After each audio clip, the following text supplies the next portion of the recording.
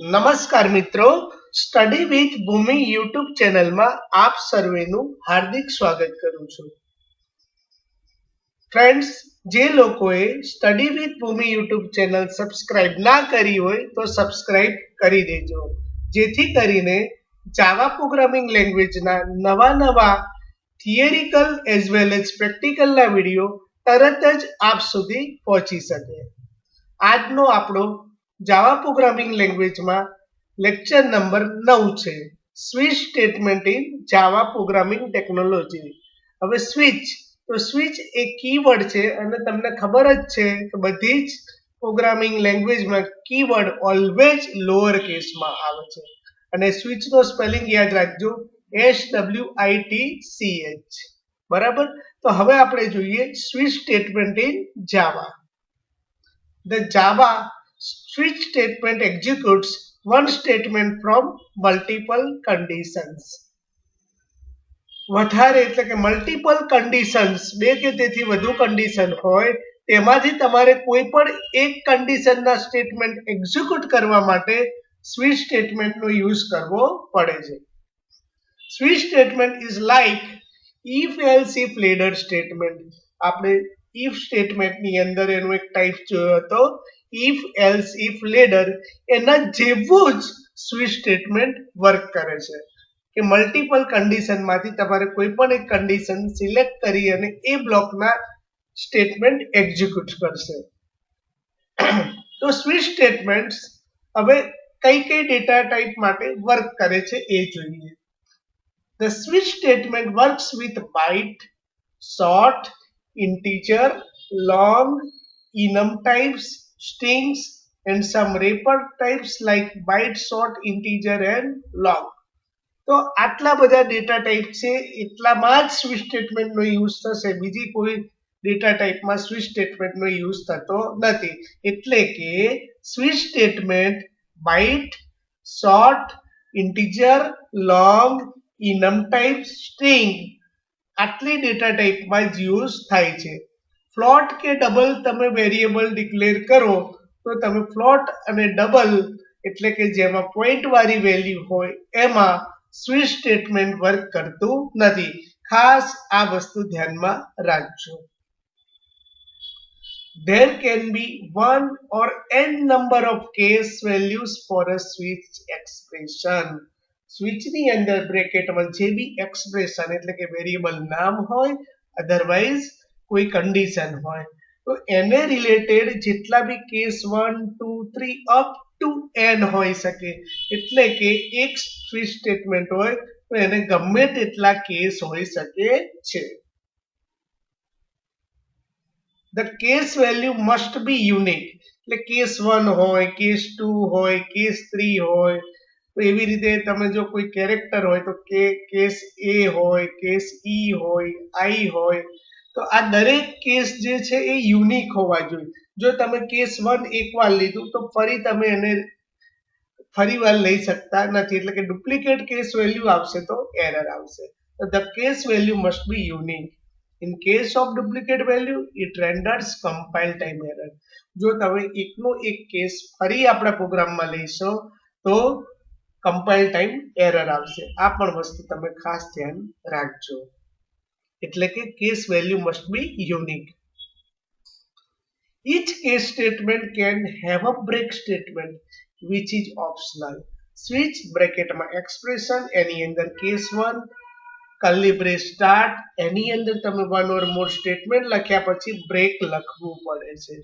એટલે કે આ બ્રેક લખીએ તો ડાયરેક્ટ સ્વિચની બહાર જવાય છે, પણ આ બ્રેક ઓપ્શનલ છે. જો તમે બ્રેક નહીં લખો તો જે કેસ સિલેક્ટ થશે એના પછીના બધા જ કેસ એક્ઝિક્યુટ થઈ અને બધા જ કેસનું આઉટપુટ આવશે. એટલે જ્યાંથી મેચ થશે ત્યાંથી નીચે જેટલા બી કેસ લખ્યા હશે એ બધા જ એક્ઝિક્યુટ થશે. When control reaches to the break statement, it jumps the control after the switch expression. If a break statement is not found, it executes the next case. જે મેં કીધું એ રીતે જ કે જો તમે કોઈ કેસ પર્ટિક્યુલર સિલેક્ટ થાય છે અને એમાં એકે કેસમાં બ્રેક નથી લખ્યું તો જે કેસ તમારો સિલેક્ટ થશે એના પછીના બધા જ કેસ એક્ઝિક્યુટ થશે. The case value can have a default label which is optional. હવે કોઈ વાર એવું હોય કે કોઈ તમારે એરર મેસેજ પ્રિન્ટ કરાવવો હોય, એવરી ટાઈમ કોઈ મેસેજ પ્રિન્ટ કરાવવો હોય, બરાબર, કે કે કોઈ કેસને પર્ટિક્યુલર તમારા એક સ્ટેટમેન્ટ જ તમારે એક્ઝિક્યુટ કરાવવું હોય તો તમે ડિફોલ્ટ કેસ લઈ શકો છો. જો સ્વિચ સ્ટેટમેન્ટમાં એટલું ડિફોલ્ટ કેસ હશે તો એવરી ટાઈમ એક્ઝિક્યુટ થશે. અને જો તમારે ગમે એટલા 1 થી લઈને n નંબર ઓફ કેસ લખ્યા હશે અને એ એક બી કેસ તમારો મેચ ન થાય તો એ કેસ તમારો ડિફોલ્ટ કેસમાં જશે અને ત્યાંથી ત્યાં પ્રોપર મેસેજ આવશે.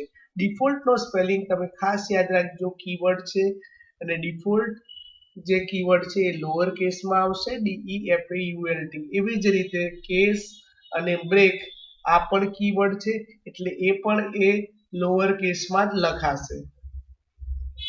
જો અહીંયા સિન્ટેક્સ આપેલી છે સ્વિચ લોઅર કેસમાં છે, બ્રેકેટની અંદર એક્સપ્રેશનનો મતલબ કઈ વેરિયેબલ નામ આવે, અધરવાઇઝ કન્ડિશન આવે. પછી કેસ વેલ્યુ 1 કોલન આવશે, કેસમાં તમે જે બી 1 આપો તો 1 અને પછી કોલન, પછી કર્લી બ્રેસ સ્ટાર્ટ કરી અને સ્ટેટમેન્ટ લખવાનું આવશે, વન ઓર મોર સ્ટેટમેન્ટ્સ, એના પછી બ્રેક અને એનું કર્લી બ્રેસ બંધ કરવામાં આવશે. એવી રીતે case value 2 3 up to n જેટલા બી આપણા પ્રોગ્રામમાં હોય એટલા કેસ આપણે લઈ શકીએ છીએ. એના પછી ડિફોલ્ટ અને કોલન આવશે. તો code to be executed if all cases are not match. એટલે જો કોઈ વાર આપણી જે કન્ડિશન લખેલી હોય કે વેરિયેબલ હોય એ એક બી કેસ મેચ નહીં કરે તો ડિફોલ્ટ કેસમાં જે બી સ્ટેટમેન્ટ લખ્યું હશે એ એક્ઝિક્યુટ થશે. તો હવે મિત્રો આપણે એનો એક પ્રોગ્રામ જોઈએ તો તમને વધારે ખ્યાલ આવે. તો સૌથી પહેલા આપણે નોટપેડ ઓપન કરીશું. હવે ક્લાસ સ્વિચ ડેમો, એના પછી આપણે લખીશું પબ્લિક સ્ટેટિક void main. હવે સ્ટ્રિંગમાં s કેપિટલ અને આર્ગ્યુમેન્ટ્સ.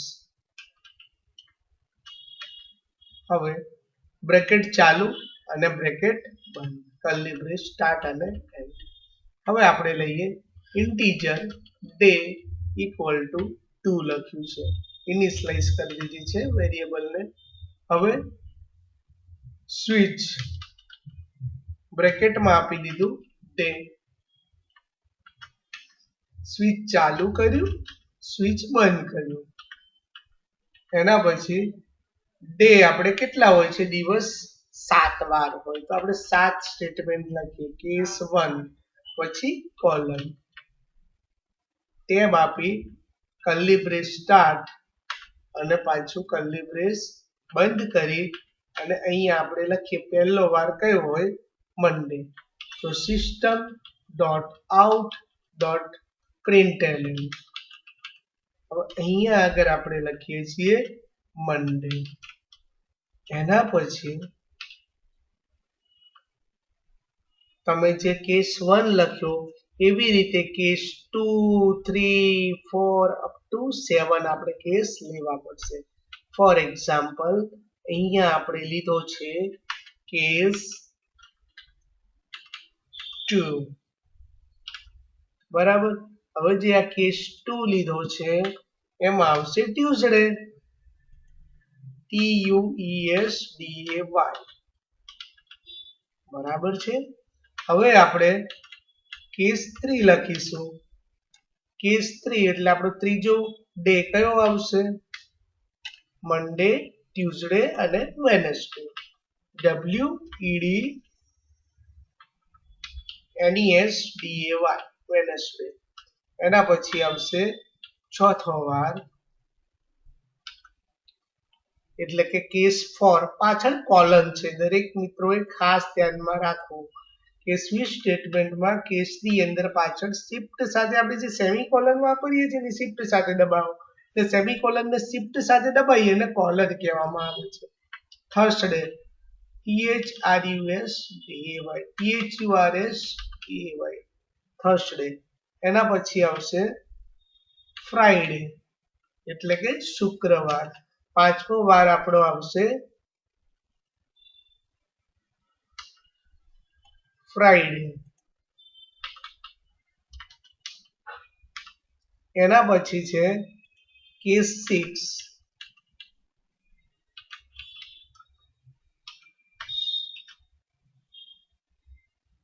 બરાબર.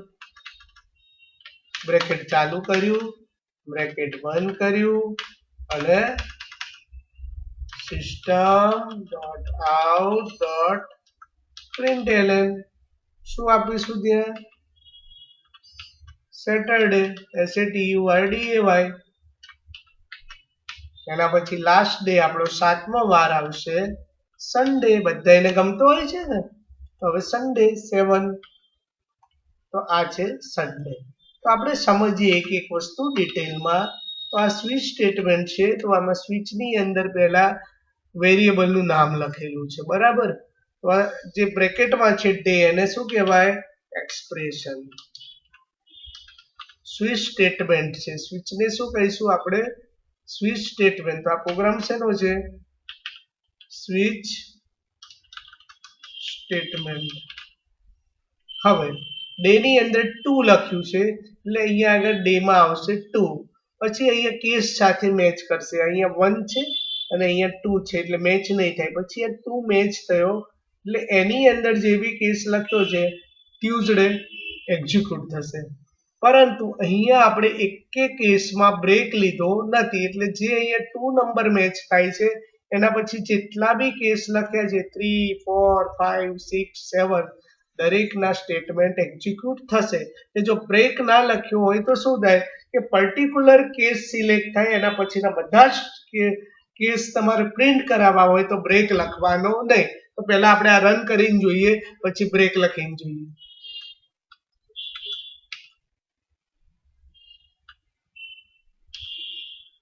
ડેટામાં 29 નામનું ફોલ્ડર છે, એમાં switchdemo.java થી આપણે સેવ કરેલ છે.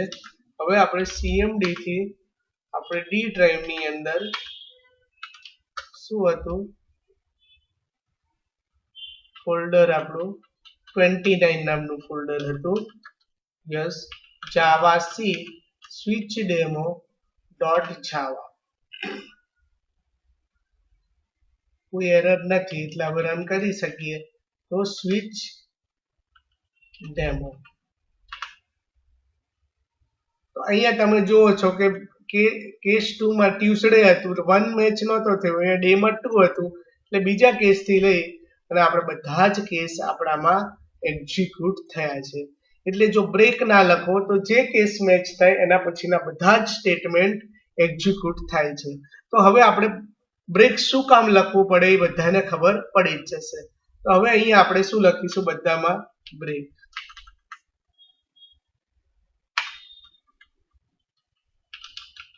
જેમ આપણે સમજો કે રસ્તા ઉપર જતા હોઈએ ને, આપણે એકદમ ગાય આવી જાય તો આપણે સ્કૂટર લઈને જતા હોય, બાઇક લઈને જતા હોય, કે એક્ટિવા લઈને જતા હોય, કે ગાડી લઈને જતા હોય, શું મારવી પડે? બ્રેક. બરાબર. જો એકદમ ફાસ્ટ આપણે બાઇક ચલાવતા હોય અને બ્રેક ના મારીએ અને ગાય આવી જાય તો આપણે રસ્તામાં જે બધાને લેતા લેતા જઈએ. તો એવી વસ્તુ છે કે જો બ્રેક ના લખ્યું હોય તો શું છે, જેટલા બી આપણા પ્રોગ્રામમાં છેલ્લે કેસ આવતા હોય ને એ બધા એક્ઝિક્યુટ થાય. હવે આપણે બ્રેક લખીએ એટલે શું થઈ જાય? બધા બચી જાય. ખાલી વાગે તો કોને વાગે? જે આપણે છીએ, જે આપણા જ કેસને, બીજા કોઈ કેસને વાગશે નહીં. એટલે તમને ખબર પડી ગઈ કે સ્વિચ સ્ટેટમેન્ટમાં બ્રેક શું કરવા મારવામાં આવે છે. બ્રેક સ્ટેટમેન્ટ છે, તો એ બ્રેક સ્ટેટમેન્ટનો મીનિંગ એવો કે પર્ટિક્યુલર આપણી જે સ્વિચમાંથી બહાર જવા માટે આપણે બ્રેક સ્ટેટમેન્ટનો યુઝ કરીએ છીએ.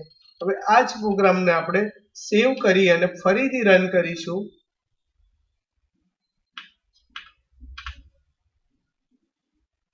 તો ફક્ત જવાબ તમારો આવશે ટ્યુઝડે. બ્રેક માર્યો તો બ્રેક સ્ટેટમેન્ટ જો સ્વિચમાં કેસની અંદર લખવામાં આવે તો એનો મીનિંગ એવો, તો જે પર્ટિક્યુલર કેસ સિલેક્ટ થાય ને એમાં બ્રેક લખેલું હોય તો આખા સ્વિચની બહાર લઈ જાય છે. એકદમ ક્લિયર થઈ ગયું હશે. હવે સમજી લો કે અહીંયા આગળ તો આપણે ફિક્સ ડે ઇક્વલ ટુ 2 છે, પણ જો યુઝર દ્વારા આપણે ઇનપુટ કરાવીએ જો તો એ બી તમને યાદ આવી જાય અને એમાં ભૂલ શું થાય છે એ પણ જોઈ લઈએ. import java.util.scanner. સ્કેનર નો એક ઓબ્જેક્ટ બનાવી દઈશું scanner sc equal to new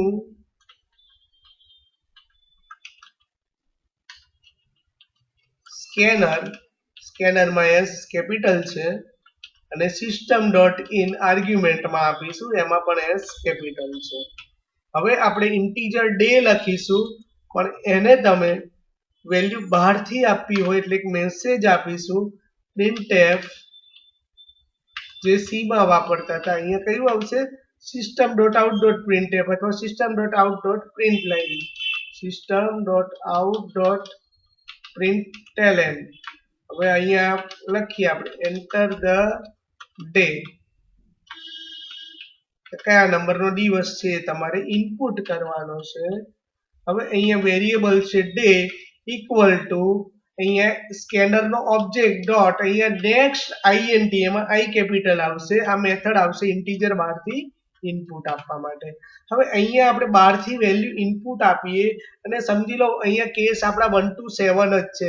કોઈ 2 ઇનપુટ કરવા જાય છે 22 કરશે તો એ નામનો કેસ નહીં હોય. એવા ટાઈમ માટે આપણે નવો કેસ લઈશું ડિફોલ્ટ કેસ DEFAULT. તો ડિફોલ્ટ કેસ એટલે શું એક બી કેસ મેચ નહીં થાય તો ડિફોલ્ટ કેસ એક્ઝિક્યુટ થશે. અહીંયા આપણે એક મેસેજ આપી દઈએ system.out.println your input is incorrect. તમારું જે ઇનપુટ આપેલું છે એ ખોટું છે. હવે આપણે આને સેવ કરીશું. હવે ફરીથી આપણે આને કમ્પાઇલ કરીને રન કરીશું. હવે રન કરીએ એટલે બહારથી પૂછશે વેલ્યુ એન્ટર ધ ડે તો આપણે અહીંયા 2 ના બદલે ભૂલથી 22 દબાઈ જાય છે તો અહીંયા તરત જ મેસેજ આવશે યોર ઇનપુટ ઇઝ ઇનકરેક્ટ. એટલે યુઝરને શું ફરી રન કરવું પડે. જો 82 નાખશે તો એને પર્ટિક્યુલર આઉટપુટ મળશે. એટલે તમને ખ્યાલ આવી ગયો હશે કે ડિફોલ્ટ સ્ટેટમેન્ટ છે એ ઓલવેઝ એરર મેસેજ પ્રિન્ટ કરે છે.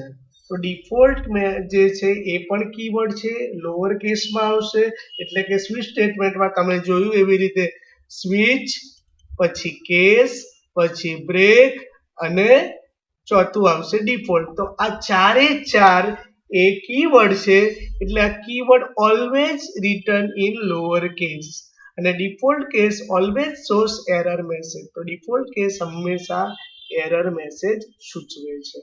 તો હવે આપણે એક નવો પ્રોગ્રામ પણ જોઈએ બીજો કે ઇવન ઓડ નો આપણે એક પ્રોગ્રામ જોઈએ નવી રીતે એટલે એ બી તમને ખબર પડે કે વેરિયેબલ નામ સિવાય પણ તમે બીજું શું આપી શકો છો એ વસ્તુ હવે જોઈએ. ફોર એક્ઝામ્પલ અહીંયા આગળ એન્ટર ધ નંબર આપણે આપીએ છીએ ઇનપુટમાં. હવે અહીંયા આગળ એક્સપ્રેશન હોય છે નંબર મોડ્યુલો 2. કોઈ પણ નંબરને 2 વડે ભાગીએ તો રિમાઇન્ડર 0 અથવા 1 આવે. જો રિમાઇન્ડર 0 આવે તો એ નંબર તમારો ઇવન હોય. તો હવે આપણે આ પ્રોગ્રામ એવો લખવાનો છે રાઇટ અ જાવા પ્રોગ્રામ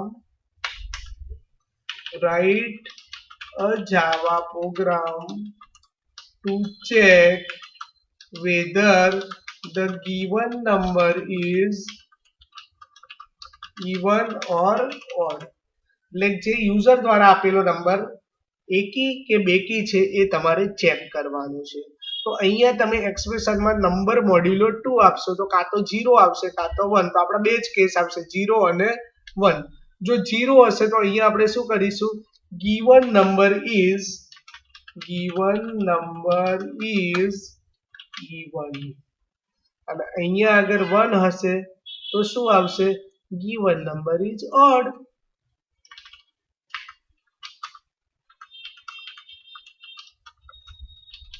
હવે આને સેવ કરવામાં આવે છે અને ફરીથી એને આપણે શું કરીશું કમ્પાઇલ કરીશું.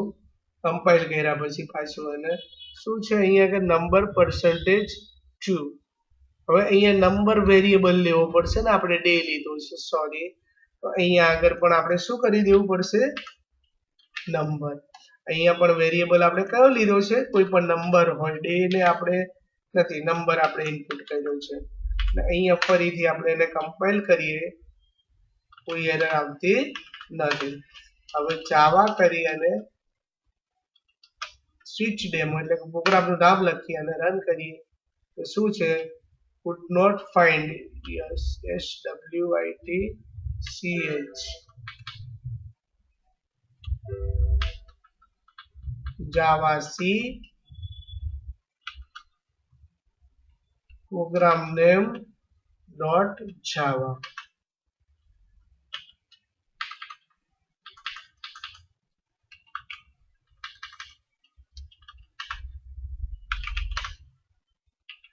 java